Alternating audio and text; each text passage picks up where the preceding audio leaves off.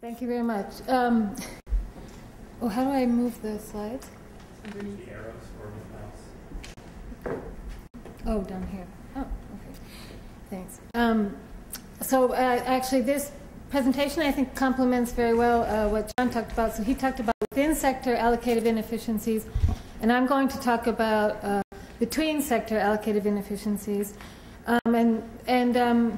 I sort of got ahead of myself with this presentation because I wrote this paper, it feels like eons ago now, so I added in some new stuff. So I hope I don't have too much here, but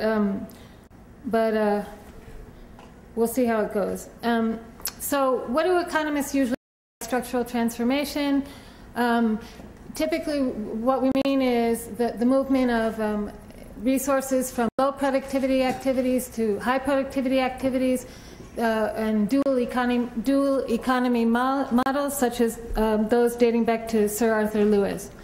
And it's much easier to think about this in the context of a picture. So let me just, you're going to see these three-letter abbreviations in a couple different places. So let me just go over them now, and most of them will probably stick in your head. So at the bottom there we have the share of total employment in India's economy in 1990, and on the vertical axis we have sectoral productivity as a share of average productivity. So what you see there is in 1990 around 67% of India's labor force was working in agriculture, and the agricultural sector has only 50% of the average productivity in India.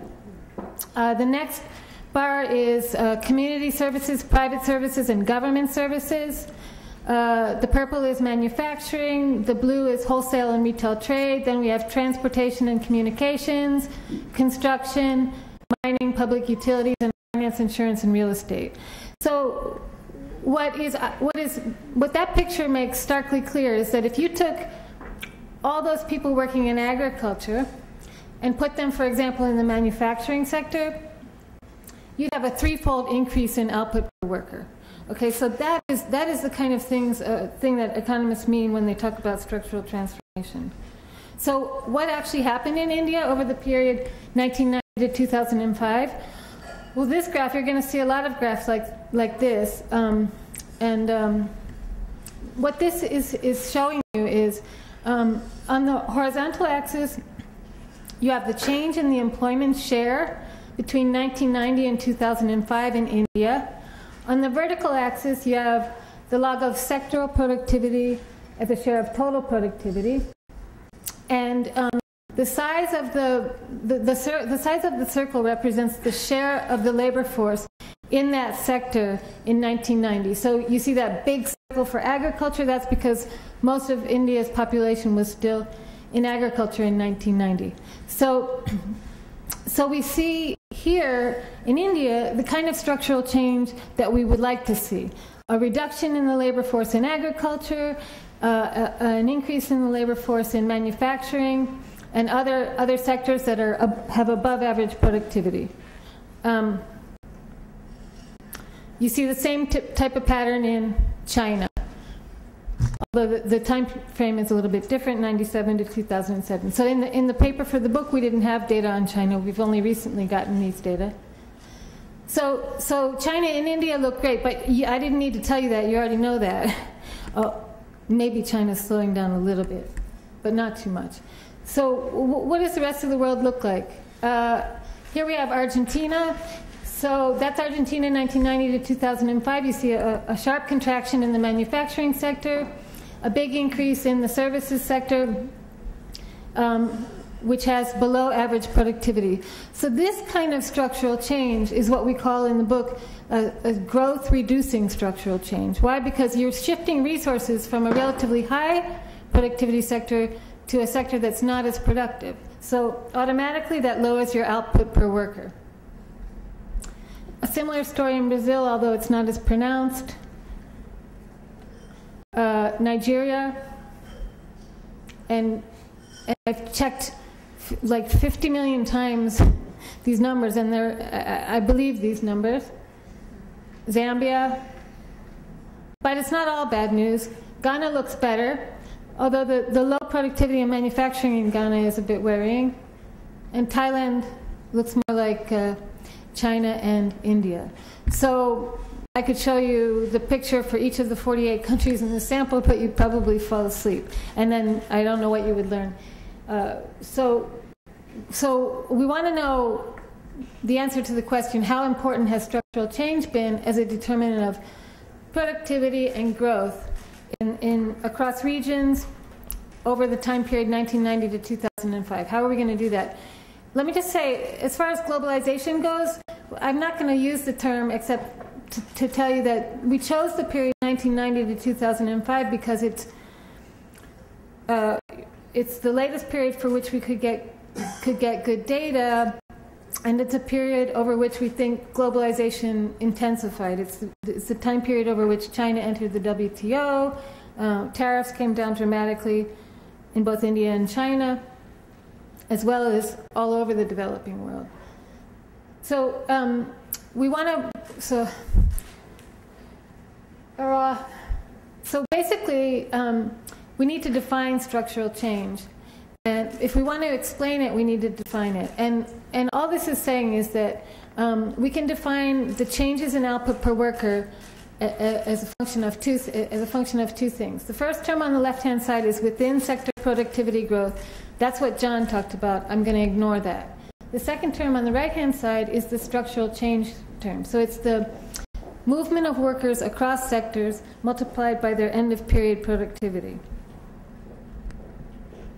And so not to bore you, this was a very data-intensive exercise, and I'm very proud of my colleagues at IFPRI and all of the country offices that we have, because this data set that we used was from the Groningen Growth and Development Center, and it included Asia, Latin America, OECD countries, no countries in Africa. So being an ex-Peace Corps volunteer, African, doing a lot of work on Africa, I said I can't write a paper without data on Africa. So we collected all our own data on Africa. And what we have is pretty much census data that gives us employment by sector for 9 sectors, which is not readily available. And then we also have value added by sectors for 9 sectors for around 48 countries.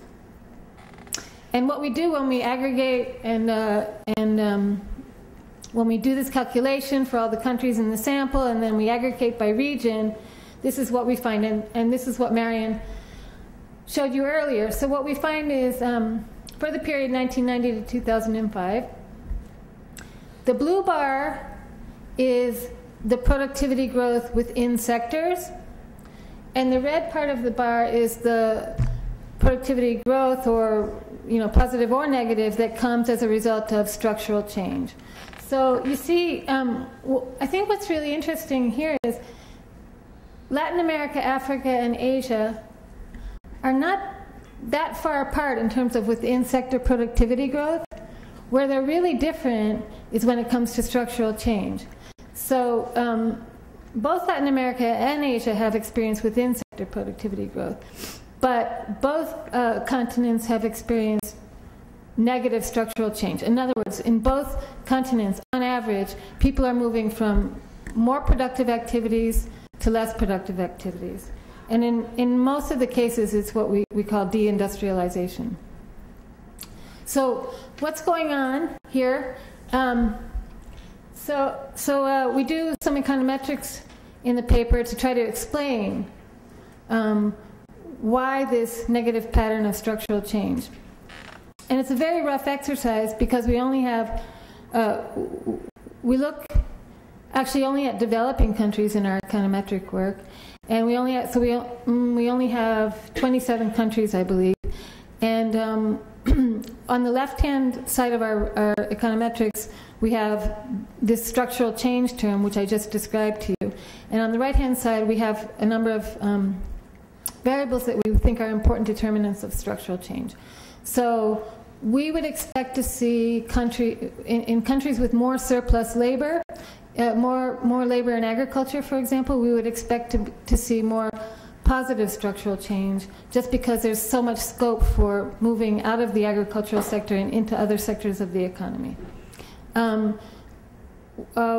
We also expect that countries with a high share of natural resources and exports might not be experiencing the kind of structural change that we would like to see for the following reason. The natural resource sectors, although they're highly lucrative, they employ very few people. It's just the technology of the business. Labor market rigidity, I actually think in some cases this is quite serious. For example, in Ethiopia, it's very difficult for one person, for a person from one state to work in another state. There are, depending on the country, there are serious barriers to labor mobility, and so we test whether or not this is hindering structural change. And then trade, industrial, and currency policies.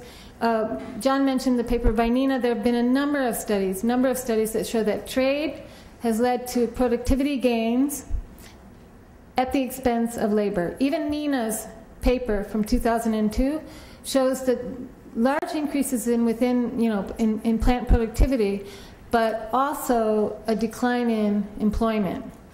So we ask, we try to understand whether this is happening, although our sample is limited. So what we find, basically we find evidence that the share of agriculture in employment is a determinant of structural change. We find evidence that raw materials and exports matter, employment rigidity matters, and the continent dummies are not significant once we control for these things. So that's not really very satisfying, right? Because I tell you, I forgot to mention the exchange rate. And the other thing is overvalued exchange rates seem to be correlated with positive structural change. So if you have undervalued, excuse me. So undervalued exchange rate. So you think about China, they have an undervalued exchange rate, it promotes their exports, it makes imports more expensive, and other research by Danny has showed that the importance of the exchange rate for economic growth. We find also that the exchange rate matters for structural change. So we have the exchange rate, we have labor markets, we have the share of natural resources and exports, the share of labor in agriculture, but that's pretty vague, right? So the exchange rate, we all know it matters, and that's one policy instrument, but we would all like to know more about what's underlying these results and what can be done about this growth reducing structural change. So today I'm going to talk to you a little bit more about the United States, and briefly, and I'll just tell you that we have a big project underway where we have commissioned studies on 14 countries where we hope the authors will go into much greater detail using microdata, kind of the same way I have done myself for the United States. So let me just give you a sample of the kind of research that we're doing now. So the United States, in the paper, in the book, if you look at actually the bubble graph is not there, but if you look at the graph from 1990 to 2005, there's a little bit of growth reducing structural change, but it's not pronounced. However, if you dig a little bit deeper and you change the time frame a little bit, you see some what looks like serious growth reducing structural change. So let me just show you the picture. Actually, let me show you the picture and then go back. So on the left-hand side is 1990 to 2005, the United States. On the right-hand side is 1997 to 2002. So what do we see in the United States? We see a sharp reduction in the manufacturing sector and an increase in the service sector. So, and if I wanted to, I could actually calculate the loss in output per capita as a result of these structural shifts. And I want to show you one more picture. So that's 97 to 2007, and I don't have unemployment in that picture because the change in unemployment over this time period was negligible. But if you look at 1998 to 2009, the picture is startling. We have a huge increase in unemployment and a large reduction in the share of the labor force in manufacturing. Now, I'm not going to focus on the period 2007 to 2009 because to understand that period, you need to be able to say something about the big increase in unemployment, and I think that I'm not prepared to say anything about that right now. What I do want to talk about is sort of explaining this pre-Obama growth-reducing structural change in the United States. So I want to tell you about two papers I have, one with Ann Harrison and Avi Ebenstein, and then another one, and then I'm going to wrap up. So in the paper with Ann Harrison, we look at, we use current population surveys, and we merge these current population surveys with microdata from the Bureau of Economic Analysis and data on trade and so forth. And we find that exposure to trade and offshoring has been responsible for a reallocation of workers across sectors, so from manufacturing to services, and this and a reallocation of workers across occupations, so from tool machine operator to burger flipper, for example. And this reallocation of workers across sectors and across occupations has had a sharp depressive effect on wages. Then in a second paper with Avi Ebenstein, we try to understand better, so we're trying to disentangle the effects of technology, demand, and trade and offshoring on the movement of workers out of manufacturing, because after all, the picture of negative structural change in the United States is being driven by the contraction of the manufacturing sector. So here, basically what we find is just a couple of interesting facts, and then I do. Okay, so I'm rushing. This I thought was extremely interesting. It's not labeled, and you don't know what it is, but I'll explain it. This is data. This is information on the share of overseas employment by U.S.-based multinationals that is in low-income countries.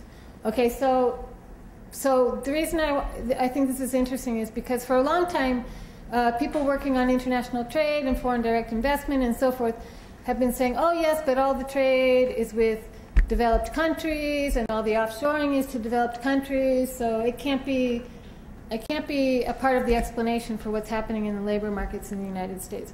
But what this picture is showing you is that between 1990 and 2010, that last dot I think is 2008, for the first time, at least in the recorded history that's electronic, the share of workers hired by U.S. multinationals overseas is in developing countries and not in developed countries. And this picture here, these are the top the top 12 locations for overseas employment by U.S.-based multinationals. And what's really interesting is China, basically, because if you look, it's nice that Canada and China are together, because it used to be that most of our offshore employment was in Canada. Well, that's dropped dramatically. So this is the period 1990 to 2010. On the other hand, and the vertical axis is employment share. So Canada's employment share went from around 13% to just over 5%. Whereas in China, it went from 0 to almost 11%. So there's a huge increase in the number of workers being hired in China by U.S.-based multinationals. And the other interesting thing is, it's gone down in Germany, but if you see on the bottom, the second to the right is Mexico, and there was a little blip right after NAFTA, but it's gone back down, and there's not a whole lot of action there. So So what that says to me is, if we really want to understand what's the impact of trade and offshoring on U.S. labor markets, we need to think about China. And this is the sort of thing I'm doing in a follow-on paper to the paper with Anne, with Avi Ebenstein. So this graph is showing you percentage point changes in manufacturing employment in China on the horizontal axis, and percentage point changes in employment in the United States on the vertical axis. So it's pretty interesting, because what you see there is, by sector, increases in China are matched by decreases in the United States. I'm not claiming causality, and this could all be driven by demand patterns, but still, it's pretty interesting. So textiles, for example, is the point down to the right, and you see a fairly large expansion in employment in textiles in China and a sharp reduction in the United States. The other thing we found is that increases in employment in China at the industry level, so take computers, for example. The expansion in employment in the computer sector in China is positively correlated with labor productivity in the computer sector in the United States. So it makes perfect sense. It's the Apple hiring Chinese workers to do the labor-intensive part of the job, and the people in Silicon Valley. Oh no, where are they? Where is Apple based? And it's the people in the United States doing the technology-intensive part of the job. Productivity is going up, and productivity is going up because we are able to hire these Chinese workers. On the right, and those are the first two set of regression results, and then the columns 3 and 4 show industry changes in the unit cost of labor. So they show in industries where we're hiring more in industries where China is expanding, unit labor costs in the U.S. are going down. So, so let me just say something to conclude the story about the United States. I think you mentioned Robert Lawrence before, and I have a meeting on October 25th to duke it out with him. But even Robert Lawrence now agrees that globalization is part of the story. So I really think it's and somebody asked the question about, technology and globalization, and then there's a third factor, which is aggregate demand. So these three factors clearly play a role. And I think now the debate is more about the magnitude of the various effects. And so Robert Lawrence would say that, part of the reason for the contraction in manufacturing employment in the United States is because productivity has gone up, prices are falling, and price elasticity of demand is less than 1, so therefore employment in manufacturing is contracting in the United States. However, what he fails to recognize is the fact that the falling prices are a function of globalization. So it's very, very difficult to disentangle the two. However, efforts are underway to do that. So going back to the structural change in globalization. So what I'd like to leave with you is that I think that the mechanisms by which globalization has had an impact on the labor market in developing countries and developed countries has not been that well understood, in the sense that so many studies have focused on specific sectors, in particular manufacturing, and the impact of globalization on manufacturing. What people have failed to recognize so far, or people are starting to, but there has not been a lot of work that tries to take into account the economy-wide effects of globalization, and I think the work with Danny and my work with Anne and Avi highlights the need to track, what happens to workers, is globalization forcing workers to move from one sector of the economy to another sector of the economy, and if that's happening, what are the implications? And for developing countries, I think this is actually a really very optimistic message, because we see these huge gaps in labor productivity across sectors, and what it means is there's a lot of scope for growth through what we call imitation as opposed to real innovation. So the potential is huge, and I think I mentioned we have an ambitious research agenda. We've hired 14 country study authors to try to better understand these processes, and thanks very much.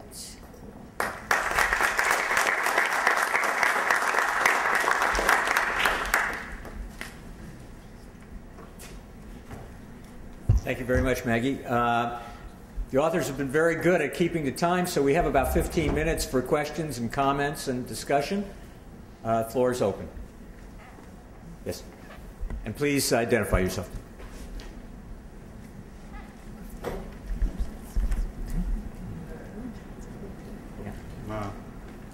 Akash Nalgani from the IMF. Question for Maggie as well, I think to some extent for John, is do you know anything about sort of growth spillovers and how much of the growth that you folks are pointing to in Asia and elsewhere comes because the innovation and the productivity growth is taking place in the high-income countries and then is basically being exported or imitated there? And the question, therefore, is with the problems that you've highlighted in the U.S. and in the high-income countries in terms for productivity and jobs, whether the outlook for the rest of the world does indeed look as promising as Maggie just suggested.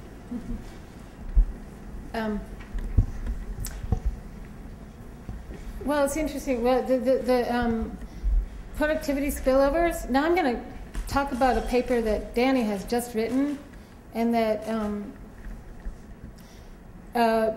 he ran a bunch of he's examining just the manufacturing sector, and so he's looking at productivity growth in manufacturing across countries over time, and he actually finds convergence, unconditional convergence. So, in other words, in he has a problem with this sample. There are only 2 African countries in the sample, and it's UNIDO data. However, he does find that there's catch-up, basically. The manufacturing sectors in poor countries are growing faster than the manufacturing sector. Productivity there is growing faster than the manufacturing sector, say, in the United States. So, to me, that means, whether it's imitation or innovation, I would guess that it's imitation, but I can't prove that. And then it's a nice paper, and he goes into detail by industry. And then for the United States, sorry, what was your question? Just wondering whether the slowdown in productivity here would mean that down the line it's going to be difficult for the developing countries to have the same rates of productivity growth. Oh, see, I'm a big fan of China. You might not think so after having seen my regressions, but what I didn't talk about in the last bullet point was, China has these overseas special economic zones. I don't know how many of you are familiar with them. I was not until I hired Deborah Brodegam, who's written the China's Gift to Africa, and she's done a lot of research on China, and they have passed, they have just approved 19 overseas special economic zones where they're partnering with local governments to promote manufacturing, essentially. And I think the potential there is huge. So I think that it's likely that we see a slowdown in Europe, the US, and not a slowdown in the rest of the world.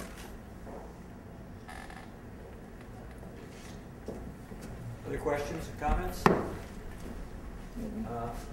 Yes, go ahead. And then Mary. Hi, William Milburn from the New School for Social Research, and great presentation. I had 2 very quick questions. One is, you looked at the kind of trade diversion or FDI offset from the U.S. going to China.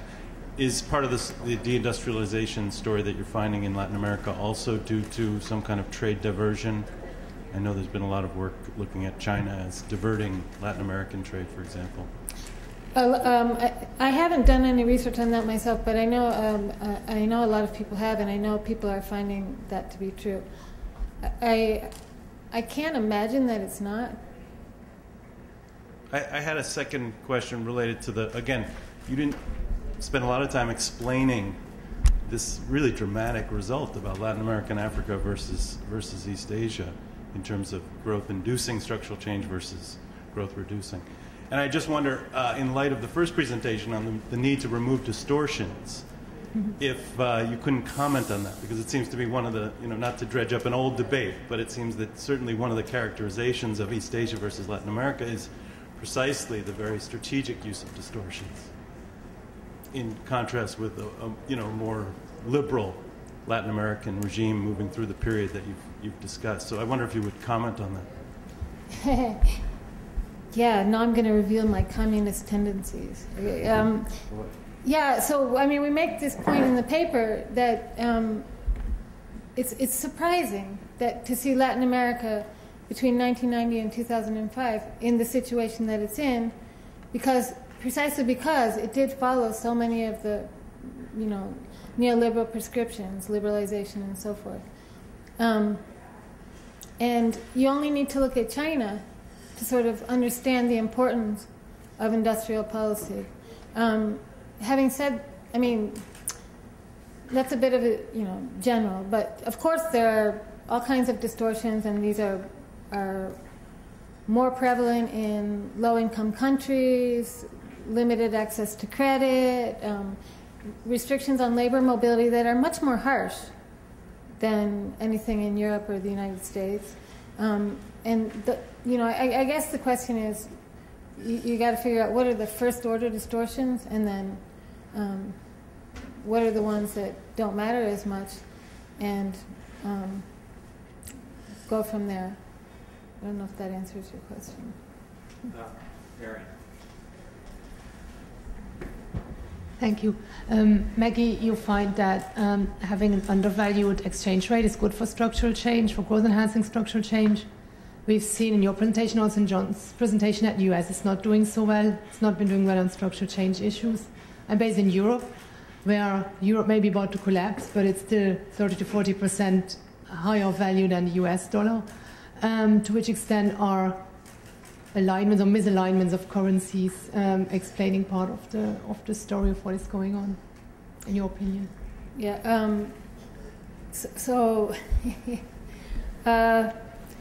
I know that there's a movement underway in the United States to devalue the dollar vis-a-vis, at least vis-a-vis China. So I think I'm not sure it's clear that the Chinese policy on their exchange rate has played a role. In Europe, I haven't done that much research on Europe per se. I can speak only from personal experience, which is Italy, because my husband's from Italy, and I think the euro has been a disaster for Italy. Everything's more expensive. Italian firms aren't competitive anymore. Currency is clearly a problem. I don't know what the answer is, but it's a problem.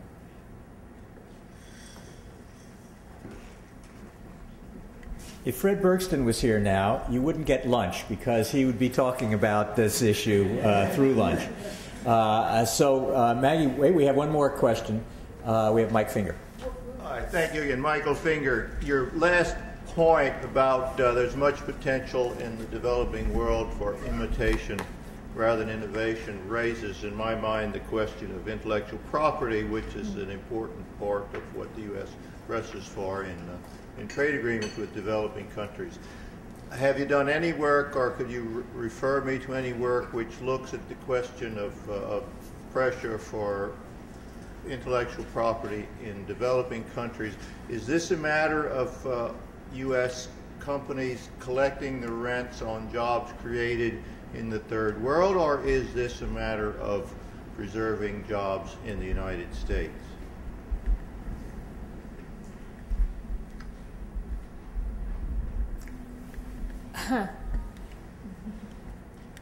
Okay, let me make sure I understand your question. So, are you asking me whether U.S. companies are going overseas purely in search of profits, or are they going overseas just to stay alive? Is that your question? My question is, I'm a novice at your subject. My question is more elementary than that. Is say the content of what the U.S. presses for in trade agreements on intellectual property, a content which will result basically more in the U.S. collecting rents on jobs created in the host countries, or is it more about preserving jobs in the United States? Well, I can give you an uneducated opinion, but I think Fitz Foley at the Harvard Business School has done a lot of work on intellectual property rights and U.S. multinationals.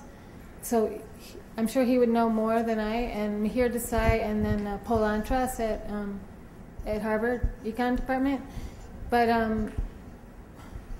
mean, I'm going to answer you in a roundabout way. I haven't paid that much attention to intellectual property rights. However, I've seen, I had a slide, I took it out, I've seen soaring corporate profits and stagnant wages, soaring productivity, soaring corporate profits, and stagnant wages. So in my view, what the corporations are after are profits.